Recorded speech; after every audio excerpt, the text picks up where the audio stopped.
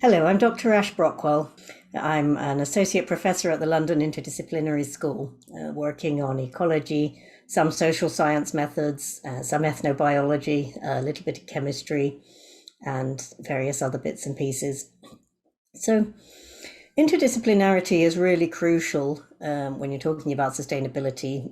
Ecological systems have always been complex, and the interrelated ecological emergencies that we're facing as a global community are even more complex. They're wicked problems in the sense that they're constantly evolving. There's no right answer. Everything is non-linear, and a small change over here can make a huge difference over there. So in that sense, multidisciplinary work, or beyond that interdisciplinary or transdisciplinary work, is more or less a given.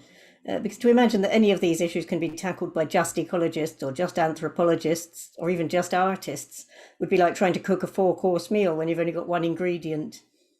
My word of the year is mind shifts, which my spell checker doesn't like. It keeps underlining it in red and trying to tell me I mean mindsets.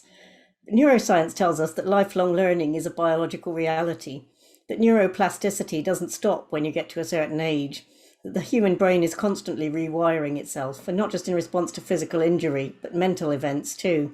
So no, I don't mean mindsets, because people don't change their thinking by clicking from one fixed state to another. It's a continuous process of adaptation and shifting and making new connections. So there's a mind shift going on in Western education that's been going on for decades now, but it's increasingly picking up speed. And that's the recognition of how interconnected everything is and how much damage we're doing by trying to break life down into subjects and disciplines and treat them as if they were all unrelated. Of course, Indigenous communities around the world have always known about the interconnectedness of everything, and that awareness has always been woven through everything. Not just their education, but their spirituality, their food production, their healthcare, their oral literature, even what we might refer to now as their conservation practices. You can't draw a line around any one of those things and separate it out from all the others.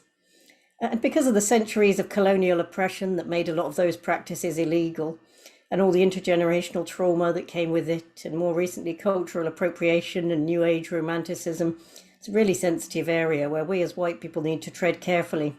We don't want to be those white guys clambering all over the sacred rock without permission and making everything worse.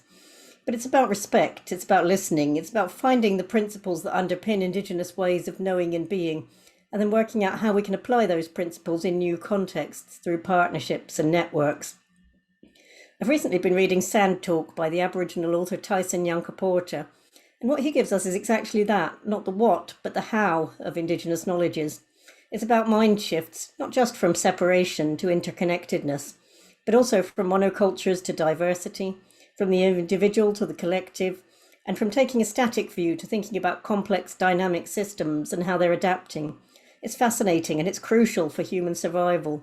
And so in my talk, I'll be sharing some ideas around these mind shifts and the insights that we can gain about them from different disciplines.